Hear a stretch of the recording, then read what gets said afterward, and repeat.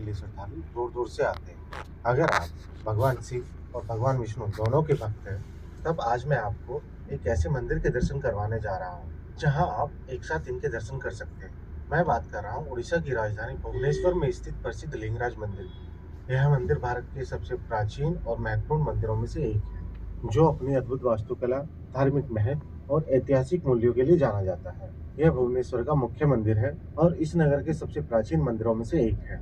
इस मंदिर में भगवान शिव और भगवान विष्णु की पूजा एक साथ की जाती है। यह मंदिर भगवान त्रिभुवनेश्वर को समर्पित है। भुवनेश्वर शहर का नाम भी त्रिभुवनेश्वर यानी भगवान शिव के नाम पर ही रखा गया है। लिंगराज का अर्थ होता है लिंगम के राजा, जो यहाँ भगवान शिव को कहा जाता है, और माता पार्वती को यहाँ भुवनेश्वरी कहा जाता है। पहले इस मंदिर में भगवान शिव की पूजा कीर्तिवास के रूप में की जाती थी, फिर बाद में हरिहर के रूप में की जाने लगी। इस मंदिर का निर्माण 11वीं शताब्दी में सोमवंशी राजा जजाति केसरी द्वारा करवाया गया था। इस मंदिर की विशेष बात यह है कि यहाँ केवल हिंदू धर्म से जुड़े लोगों को ही प्रवेश दिया जाता है। प्रतिदिन यहाँ 8 से 10,000 श्रद्धालु लिंगराज के दर्शन करने के लिए आते हैं। हिंदुओं की आस्था से जुड़ा यह पवित्र धाम न सिर्फ भगवान शिव बल्कि भगवान श्री विष्णु की भी आराधना का प्रमुख केंद्र है। इस मंदिर में हर साल लाखों श्रद्धालु दर्शन के लिए आते हैं। मंदिर में आप सुबह 6:30 बजे से रात के 9 बजे तक दर्शन कर सकते हैं। विशाल क्षेत्र में फैला यह मंदिर पवित्र बिंदु सागर झील के पास स्थित है। लिंगराज मंदिर में दर्शन के लिए जाने से पहले आपको सबसे पहले बिंदु सरोवर में स्नान करना चाहिए। फिर क्षेत्रपति अनंत वासुदेव के दर्शन करके भगवान गणेश और गोपालनी देवी की पूजा के बाद भगवान शिव के वाहन नंदी की पूजा करनी चाहिए, और उसके बाद हरिहर रूप में स्थित भगवान शिव और विष्णु जी के दर्शन के लिए लिंगराज मंदिर के मुख्य गर्भगृह में जाकर पूजा करनी चाहिए, और अंत में माता पार्वती के दर्शन तथा प्रसाद लेने के बाद पूजा संपन्न होती है। 1100 साल का सबसे पुरातन मंदिर है। तीनों राजा ने बनाया था, जगत केसरी, अनंत केसरी, ललाटन केसरी, पीढ़ी के बाद बनाया था। 12 ज्योतिर्लिंग के 4 धाम के राजा हैं, इसलिए स्वयं भू है भगवान। तीन भू पीढ़ी मतलब लग गया गंज था से मंदिर निकले हैं, बनाने में। वन मतलब जंगल था, ईश्वर मतलब भगवान, भू बने ईश्वर, भुवनेश्वर। ये चारों तरफ 108 मंदिर है। मंदिर के भुवनेश्वर में मंदिर के बाहर होता है बेलक्ष मंदिर है। तीनों राजा ने शंकर जी का मंदिर होता है तो त्रिशूल रहता है, और विष्णु जी का मंदिर होता है सुदर्शन चक्र रहता है। जगन्नाथपुरी में जैसे है, ये दोनों भगवान है, इसलिए इनका दर्शन करने के बाद पूरी जगन्नाथ जी के बड़े भाई बोलते हैं। यहाँ पे देखेंगे शिव जी के मंदिर में सिर्फ बलपति चढ़ता है, तुलसी नहीं चढ़ता है। यहाँ पे शिव जी नारायण जी दोनों हैं। 22 फुट का शिव जी का गोलाकार का शरीर है, बीच में विष्णु जी का मस्तक है, इसलिए यहाँ पे बेलपति तुलसीपति एक साथ चढ़ता है। लिंगराज मंदिर हिंदुओं के लिए एक महत्वपूर्ण तीर्थ स्थल है।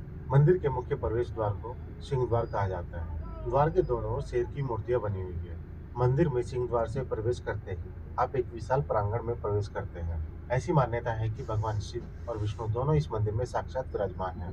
यहाँ शिवलिंग के बीच में चांदी के शालिग्राम भगवान स्थित है, जो देखने पर ऐसे लगते हैं मानो भगवान शिव के हृदय में भगवान विष्णु विराजमान है।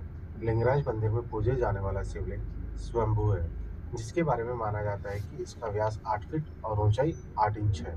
यहाँ पर मान्यता यह भी है कि इस पवित्र शिवलिंग में 12 ज्योतिर्लिंग के हमको अंश तो समाहित दर्शन ही हैं। नहीं हुआ, इसीलिए दिखे वो नहीं। बता रहे ना, वो फ्लैट ही है लिंगराज ऐसे। मंदिर को शैव और वैष्णव अच्छा, परंपरा का सोए संगम माना जाता है। सोए नहीं, वो जहाँ 8 पर ही दोनों इंच है संप्रदायों के ऊंचाई। लोग दर्शन के लिए आते हैं।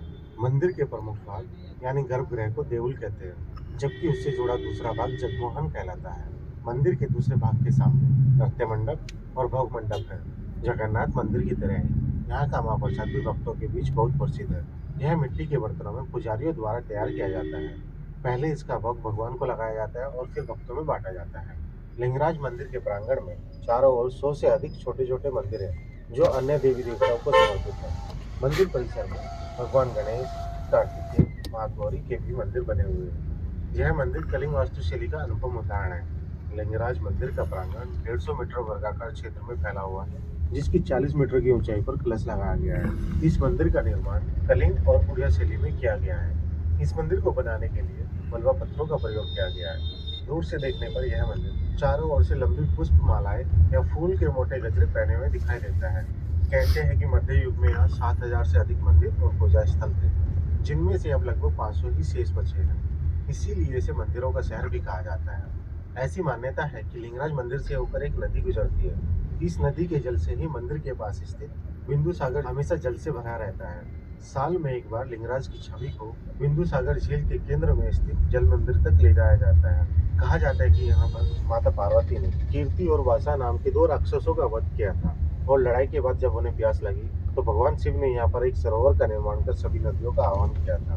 लिंगराज मंदिर में मनाए जाने वाला मुख्य त्योहार महाशिवरात्रि है। सावन के महीने में हजारों लोग महानदी से पानी भरकर मंदिर पैदल आते हैं और भगवान हरिहर को जल अर्पित करते हैं। महाशिवरात्रि के दिन लिंगराज मंदिर में 24 घंटे पूरे विधि विधान के साथ महादेव की पूजा अर्चना की जाती है। इसके अलावा मंदिर में 22 दिनों तक चलने वाला चंदन यात्रा त्योहार भी धूमधाम से मनाया जाता है। प्रत्येक वर्ष भगवान लिंगराज की रथ यात्रा चैत्र माह में आने वाली अशोक अष्टमी के दिन मनाई जाती है। इस दिन भगवान श्री लिंगराज देवी रुक्मिणी और भगवान वासुदेव के साथ रथ पर सवार होकर अपनी मौसी के घर यानी रामेश्वर मंदिर जाते हैं। उनका ये रथ लोगों द्वारा खींचकर भुवनेश्वर से रामेश्वरम ले जाया जाता है। यह परंपरा यहाँ सदियों से चली आ रही है। सर्दियों के मौसम में लोग इस मंदिर में दर्शन करने के लिए अधिक आते हैं। ऐसा इसलिए है क्योंकि गर्मियों में भुवनेश्वर का मौसम काफी गर्म और उमस से भरा हुआ रहता है, जबकि सर्दियों में यहाँ का मौसम काफी सुहावना रहता है और आसपास काफी खूबसूरती देखने को मिलती है। लिंगराज मंदिर के अलावा भुवनेश्वर में और भी कई प्रसिद्ध और प्राचीन मंदिर हैं। इनमें ब्रह्मेश्वर महादेव,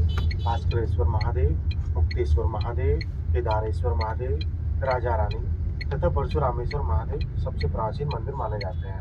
भुवनेश्वर के प्राचीन मंदिरों में 64 योगिनी मंदिर का विशेष स्थान है। इस मंदिर में तंत्र साधना करके अलौकिक सिद्धियां प्राप्त की जाती है। इसके अलावा कई पर्यटक स्थल भी है जहां लोग अक्सर घूमने के लिए जाते हैं। बीजू पटनायक एयरपोर्ट भुवनेश्वर शहर के केंद्र में स्थित है, जहां से कई शहर जैसे नई दिल्ली, हैदराबाद, मुंबई, कोलकाता और बेंगलोर से फ्लाइट आती जाती रहती है। एयरपोर्ट पहुंचने के बाद आप कैब या ऑटो करके आसानी से मंदिर तक पहुंच सकते हैं। वहीं भुवनेश्वर रेलवे स्टेशन भारत के प्रमुख शहरों से जुड़ा हुआ है। आप ट्रेन से यात्रा करके भुवनेश्वर स्टेशन पहुंचने के बाद ऑटो या कैब से मंदिर पहुंच सकते हैं। इसके अलावा सड़क मार्ग से भी आप भुवनेश्वर आ सकते हैं। अगर आप उड़ीसा की यात्रा कर रहे हैं तो लिंगराज मंदिर की यात्रा करना सुनिश्चित करें। यह आपके लिए एक अविस्मरणीय अनुभव होगा। हर हर महादेव।